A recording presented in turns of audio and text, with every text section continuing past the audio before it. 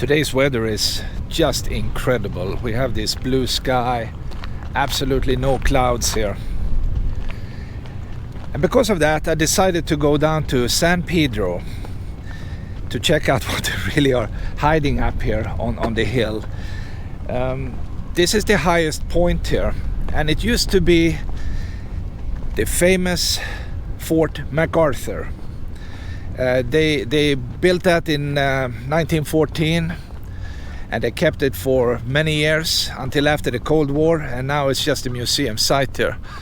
So yeah, follow me. Let's find out what's going on here.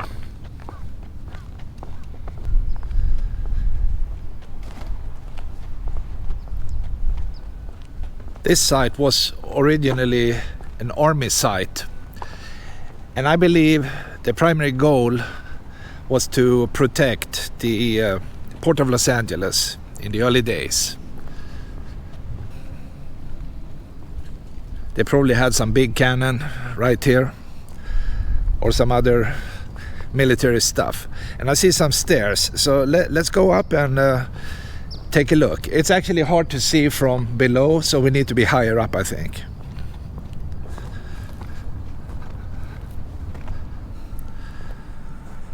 The view is much better from where I'm standing, and you can clearly see the layout of this battery. In the background we have the Port of Los Angeles, and today, because it's a clear day, we can actually see all the way down to Long Beach.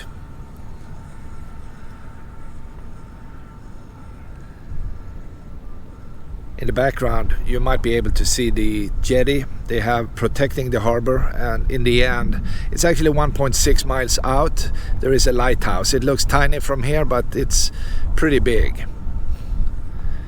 And then the view, which is just incredible.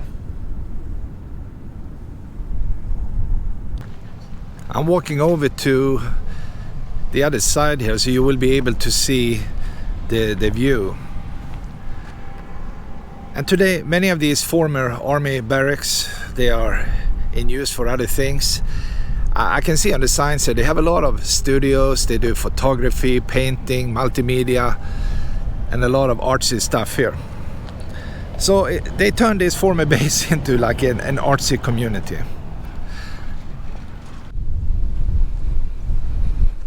I have a feeling this is the best view we can get today. The sun is in the back. We can clearly see the Port of Los Angeles and also parts of San Pedro. The building here says Fort of MacArthur, and actually I don't know what they have in that particular building, but we can go closer. The thing is, the area here is very leveled. You have higher level, you have lower level, and so on and so on. And I don't even know what level I'm on. I'm just randomly walking around here, trying to see as much as possible.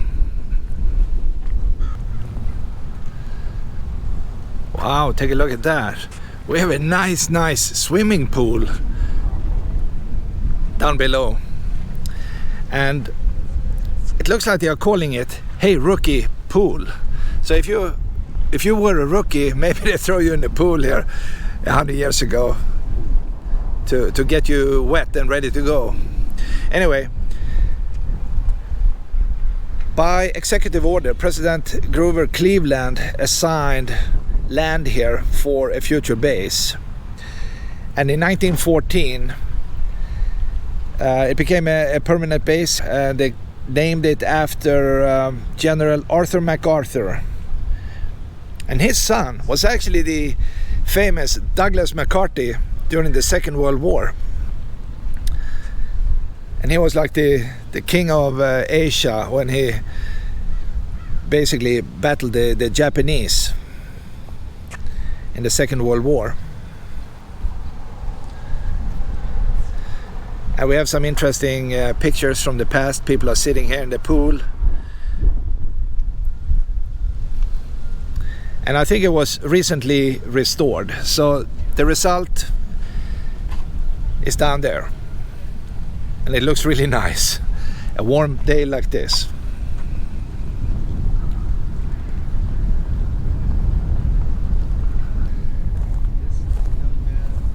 We are looking down the slope here, and suddenly I can see at least one more of these battery sites here. I actually believe there is one more hiding down behind the trees, so let's go down. I'm sure they have a walkway, but it's like I can't wait. I just go straight down.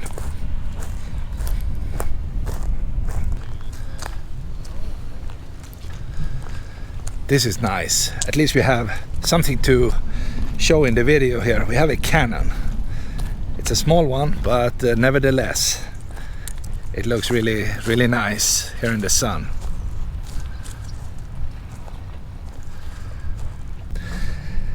But as you can see, this one is pretty old. Lots of rust, lots of holes. But it's still nice though. It is. And you get the feeling this is like a real military site. Or former, I should say.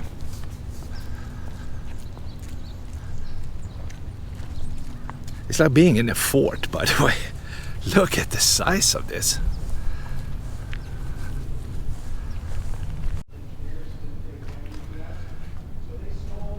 You can see the name up there. And in here we have some type of military vehicle.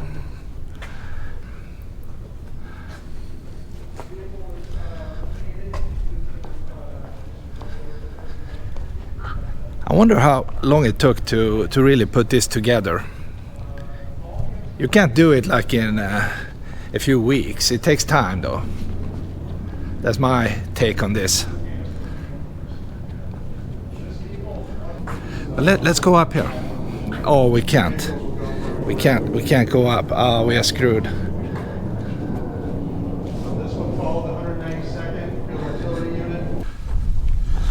Well, after some walking here, I'm slowly gaining altitude.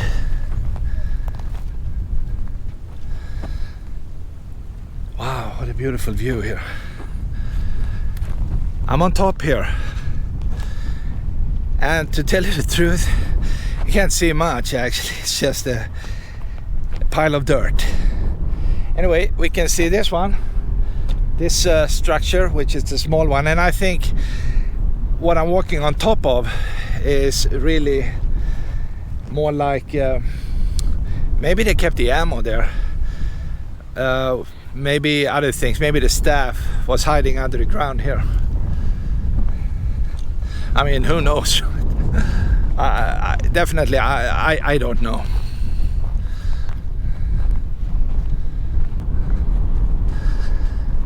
The wind coming in from the ocean is very, very mild and refreshing. I'm guessing the temperature is about, mid 80s today.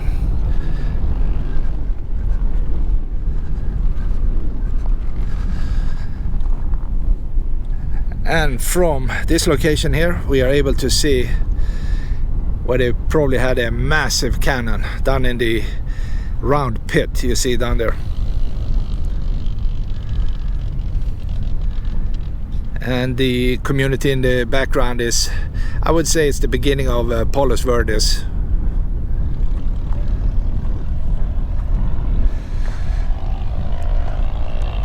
I'm not sure what they were really aiming at, because we have thousands of miles of ocean to the nearest enemy land. But maybe this was just a good training ground for the military during the Second World War and the Cold War also. And why not? I mean, it's a beautiful place. And 70 years ago you didn't have too many people here, so it was probably perfect. I'm walking up on another round platform. Not sure what they use that for, but it looks like a very deep, dark hole, and this must be maybe the lid on top of something. Anyway, this marine exchange you see up on the hill, I believe I did some reading about that really quick here before I started to walk, and I think they actually keep track of incoming and leaving traffic to the harbor area, and they have been doing that for a very, very long time. So it's actually hard to sneak in to LA Harbor without these guys knowing that you are coming. This is one of the launch sites for the Nike missiles they had during the Cold War, and they had it spread out all over the coastline, many down in Florida, probably Texas, pointing at Cuba. What they were pointing out here, I don't know, because it's just ocean. But anyway, here's one of these launch pads. Not much is really happening here. I mean, we have a couple of cars coming up to park, but I'm not complaining because it can't be better. The weather is so beautiful today, and being here right next to a launching pad of a missile that is no longer here is just a great experience. I'm sure you agree. All right, I think I will go back to my car, go down a few levels, and investigate more.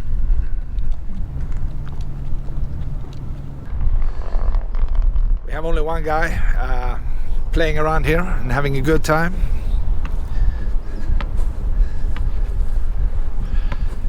And we have more of these barracks in front of us here. And I also know that back there in the back building, I think they set up like a youth hostel where people can come and, you know, stay for cheap money for a few days before they move on.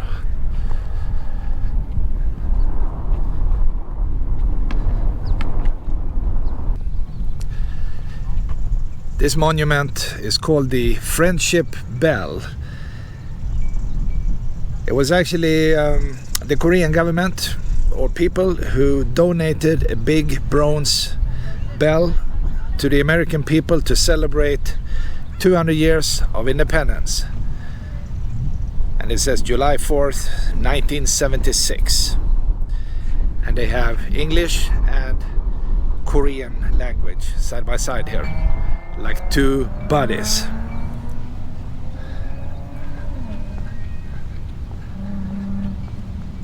I know the light is bad, but they put up something else here. This tree is dedicated to the everlasting friendship between the Republic of Korea and the United States of America. Wow. There you have it. I need to change location here because the sun is right in the face. So this is like the eternal friendship. My goodness. This is unbelievable. Very nice. I like it. And then on the other side here we have some funny guys laughing here.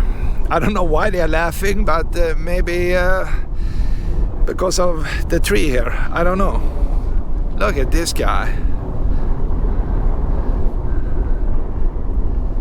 And if you know Korean, maybe you can decipher the message. This one has a nice necklace here.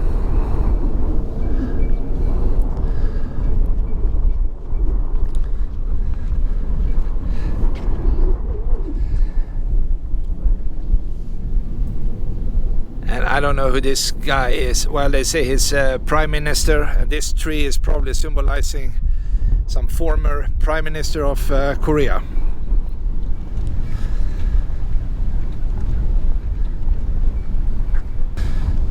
Well, if you think on it, friendship is important, and all these trees here, they symbolizes so much friendship between the Korean people and the people of the United States.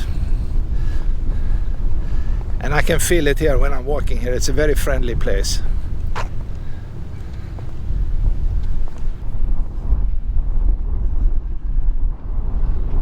It's a very, very nice looking pagoda they built here. And I read about some facts about this massive bell we have here. The weight is enormous. It's about 17 tons of metal in this one. And the diameter is 7.5 feet, and it's made of bronze. Wow, look at that. And if we look up, we see very, very traditional Korean paintings up here. And the color scheme is called danchong in Korean. And that actually symbolizes kind of, you know, the relationship between yin and yang, like that. And it's basically 5 different colors they use. And they say that blue represents the east, white will represent the west, and black is north, and red is south, and yellow is in between. Because from these 5 colors, you can actually create all the other colors you need to paint a building like this. And there you have it. That's what I know.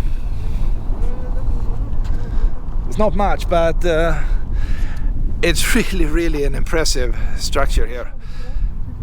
Right next to, or maybe this used to be the base, by the way, the Fort MacArthur. If this was not the base, it was definitely very close to it.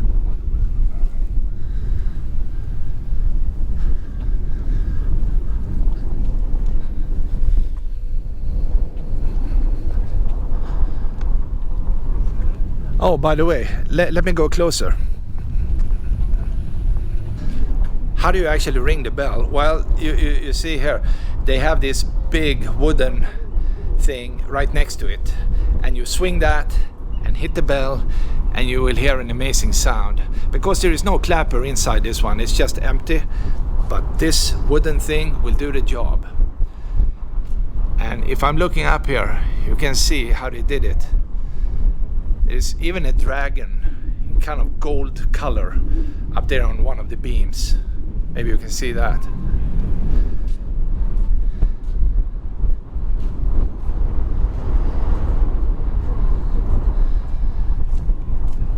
And we have many symbols on the outside of the bell as well.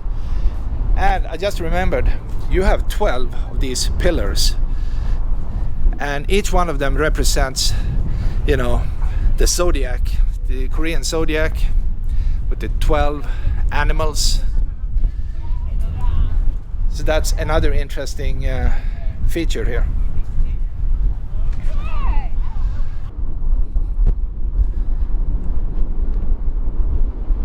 It looks like the entire hill here was fortified not too long ago.